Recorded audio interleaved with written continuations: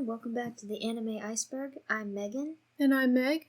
And today we're covering Dr. Stone, episode 71, Watching the Same Moon. In this episode, the team head to the source of the petrification beam in South America as they flee from Stanley's ship.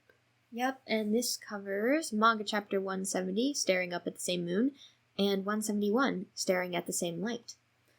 Ooh, so creative. Just kidding, I think I know, I understand what it means. Mm-hmm. And this is the start of the second core of the last season. It's season 4, part 2. Yeah. Second core of the last season, so we have a new intro and outro. Intro is Supernova by Kanabun, and the outro is No Man's World by Otoha. Yes, both excellent, but nothing could beat the last one. I know, right? It's so sad we had to say goodbye. But I really do like Supernova. Yeah, it's catchy. It grew on me. Okay, let's get into it. So this season, or this part, I guess, same season, I don't know. It starts with a flashback of baby Xeno, and of course, he is creating a gun.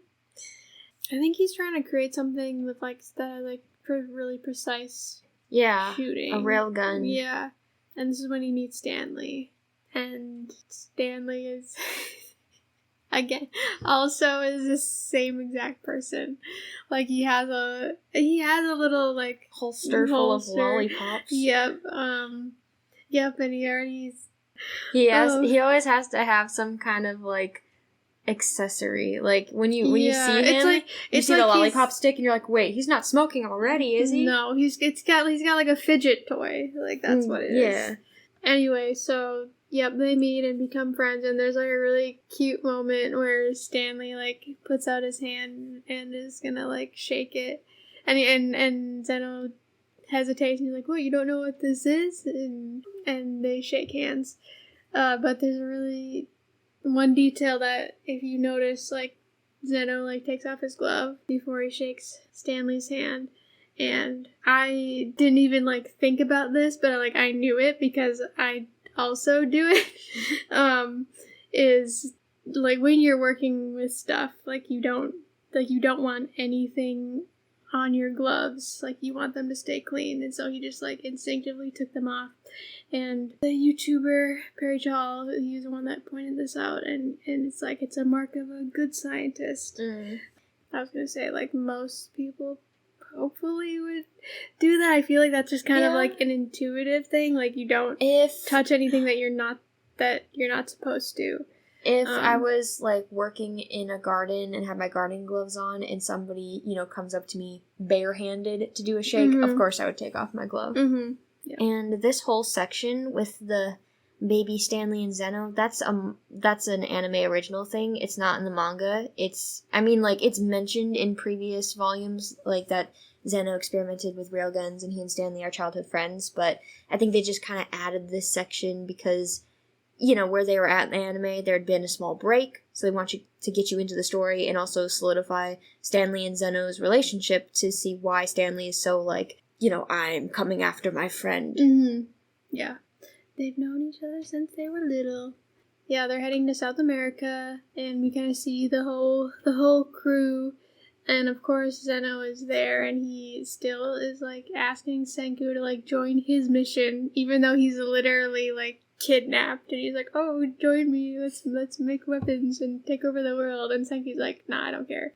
But Xeno, being a scientist, he's still, like, interested in discovering the source of the petrification beam, and so he and Senku are gonna team up to basically figure out where they need to go in South America.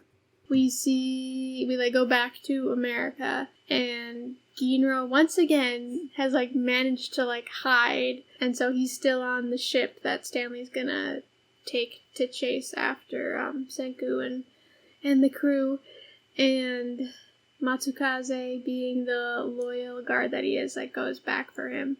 But he, like, immediately gets captured by Stanley, and Stanley, like, interrogates Matsukaze, and is like, "Tell us where they're going." And he just, like, points his gun at Matsukaze, and Ginro's, like, hiding. and he, like, immediately folds like a lawn chair. Like, it's just like, I'll tell you, they're going to South America. Yeah. Oh, man. In the manga, the scene goes by really fast, but I like how in the anime, they kind of focus on Matsukaze, like, after Ginro spills the beans. He's shocked at first, but then Matsukaze kind of gives a little smile because he realizes that Ginro gave the info to save his life. Mm-hmm. And I thought that was actually kind of sweet. Like, yeah, Ginro shouldn't have blabbed, but also, I mean, that's so hard. If somebody is about to get hurt or their life is on the line, it would be near impossible to stay quiet, you know? Yeah, no, I don't blame him. Although, I don't know that I would. I don't know, because, like, well, Stanley, I mean, like, you know Stanley's gonna chase after them and kill your other friends. Right. So. And in the end, Stanley's gun like, was a little lighter for his cigarettes. But it was just he was bluffing. Yeah, and also, like, I feel like they knew Ginro was there, but, like, if they hadn't known him, then if they hadn't known that, like, they wouldn't have killed Matsukaze, because he's, like, their only source of information. But, anyway, that's how it goes down, and of course it is, because Ginro. It's Ginro. Yeah. Yep. So, now they know where to go. But then we go back to the Senku and the gang, and Xeno and Senku are, like, sharing information, and Senku basically, like, tells Xeno, like, okay, the astronauts that were in space, like, that's why there's ancestors. Yes, or that's why there's still Village yes, and, exactly. And the others. Zeno's like, of course, that guy. If we get, like, this very... it's, like, sweet and funny scene where, like, Senku and Xeno are talking and everybody else is, like, chilling, and Chrome, of course, is like, I don't know why he wasn't down there in the first place, but, like, he's all fidgety, yeah, like I gotta see what's happening. Yeah, like, they're talking science, I gotta go. And so he crashes their little scientist meeting, and it's super funny because he goes in and Xeno and Senku are blowing bubbles. Yep, and that scene's awesome, because Chrome's thinking, oh, they're gonna be doing some complex scientific equations, they're gonna look real smart, This is gonna be like the meeting of the minds, opens the door, and they're playing with toys and blowing bubbles, and that's science. Yeah. His reaction is funny, though, because he's, like, shocked, but then he goes, oh, wait, that looks like so much fun, let me join. Wait, why are you guys screwing around? But, in the manga, Senku says, is the whole model planet really necessary? Guess the stone sapped your brain power so much you need a playset. And Xeno says, when seeking an elegant result, the first step is to use a visual aid. And then Chrome answers, he did build that castle and all that other bad stuff. Xeno's into aesthetics, unlike Senku, who's obsessed with being practical. Yeah, okay, that makes way more sense in the manga, because in the anime, he kind of says the same thing. He kind of says it, but, like, not... Like, I don't think this exchange between Senku and Xeno isn't really... No, there was... you get the gist, yeah. But it wasn't as cut and dry as that. Mm-hmm. Yeah, but they're figuring stuff out. They figure out that the petrification beam has a constant speed, which I kind of thought they already figured out. I think they were taking that info from the island and just, like, putting it out there for Xeno and being like, okay, now that we know it goes at a constant speed, we can use that and, like, reverse engineer what happened. Mm-hmm. Yeah, and they basically, to summarize it, they figure out, like, the origin of the petrification beam, like, exactly where it is, where it, like, originated from in South America. Yes. And that's where they're gonna head. Yep, and the manga narration says, this is a problem that neither could solve on his own, but by bringing their brains together, they could triumph. The two routes they plotted intersected at just one point. Mm-hmm. And that's the coordinates they're gonna follow. Yeah, because basically they were like, well, I was, because moving at constant speed, and I was turned to stone at this time, and you were turned to stone at this time. And so then they could basically, like, reverse. That means that they had the presence of mind when they saw the green light to, like, look at a clock real quick. Yeah. I mean, out of everyone, like, those two, of course, they did. Yeah. And that's the end of that episode. We started a new manga volume, so Inagaki-sensei says, I made some of Senku and Zeno's super soap bubble formula in real life, and my kids and I played with it in the bathroom. Instead of blowing the bubbles with your mouth, I recommend using a big hoop.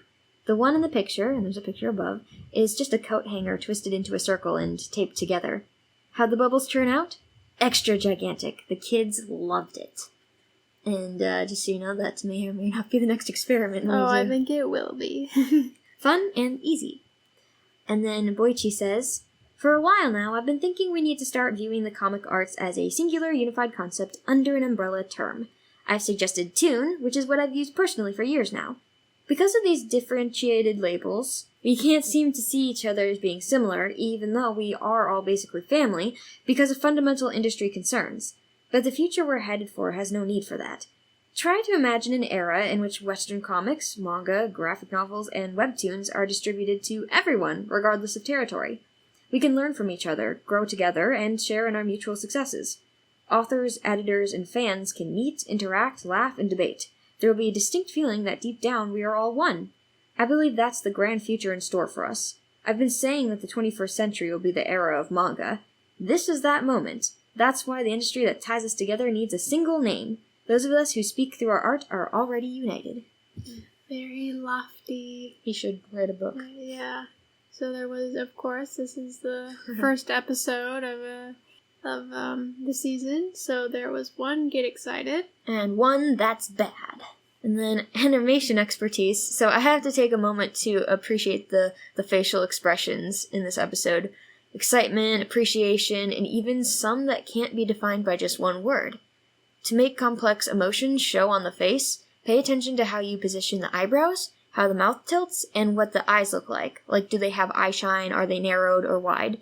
And, like, a lot of the expressions, especially that one Chrome made when he looked at Senku and Xeno, were very, like, there's multiple emotions playing out in that single frame in his face. And that's, I think that's pretty impressive to do in drawings. Yeah, totally.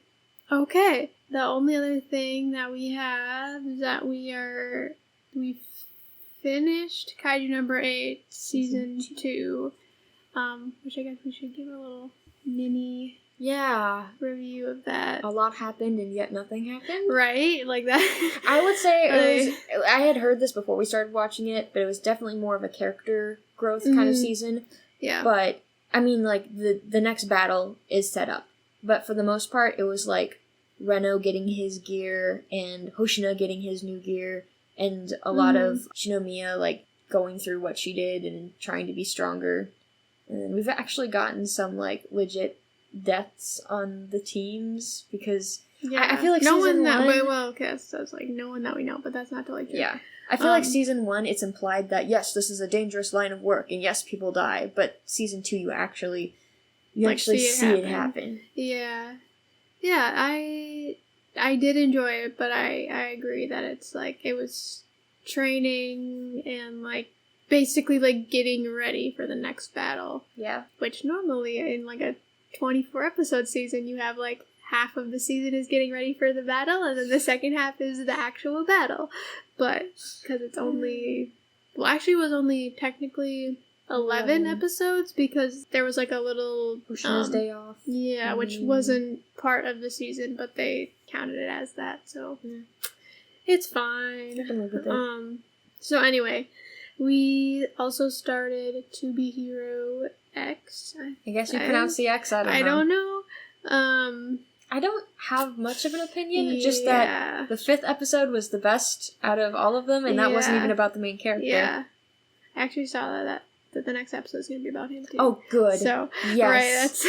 I think, like... He's more compelling. For sure. Like, that was definitely like, oh, this... I actually like this. Like, the first episode, I strongly disliked. It just, like, a lot of things happened. A lot of things happened, and then it just felt like a kid's show to me. Yeah, and the concept is there. It's a great concept. The execution just made me go, huh. Exactly. Like, it is like, super interesting, the idea that, like, your powers are controlled by what people think of you, but they're not really, like, delving into that in a way that's interesting. Yeah. I guess. I'm holding out hope for the show because it's the same creators as, like, Link Click and all that. It's just that unless those first 4 episodes were, like, a setup for us to be introduced to the world, they kind of wasted time when it's like it's a short series. Like, I think the series itself is only 24 episodes long. Yeah. Like, and it's one and done, I'm pretty sure. Like, I don't think there's gonna be a I have season 2. no idea. Correct me if I'm wrong, audience. But, yeah, I mean, again, I'm holding out hope. Like, when I watch a new show, I usually do give it till, like, episode 5 to see if I really like it or not. Because sometimes shows take a while to rev up. And this one, episode 5 was better. So now I'm sort of like, okay, maybe we can salvage this. Because the concept, again, is interesting. Yeah. We'll let you know what we think of it. Okay, that's all we've got for this episode. So, Megan, what was your favorite line? Mine came from Senku. We're gonna throw all our brain matter at crunching this precious information. Nothing can stop us. We'll uncover the whole truth, one measured step at a time. And mine was actually from Xeno, which is surprising, I know. But it was from Baby Xeno. Of course it was from Baby Xeno. When Stanley shook his hand, he's like, I'm well aware of the custom on a conceptual level. It's just, this is my first practical experience. That's cute. Mm-hmm. And then what did we learn? Pooling knowledge can lead to conclusive results. And then who pushed the story forward? Xeno, Senku, and Chrome for figuring out the location of the petrification. Mm-hmm. All right. That is all we've got for this episode. Yep. Oh, man. I just... knowing what comes after this, it's just like... It kind of like takes a while, but once you hit the ground, you hit it running. Yeah, so I'm excited. I'm excited to cover future episodes. Mm-hmm. But and new characters, too. I really like the new ones. That's true. Okay, well, we will be back next week with another episode. All right, bye. Bye.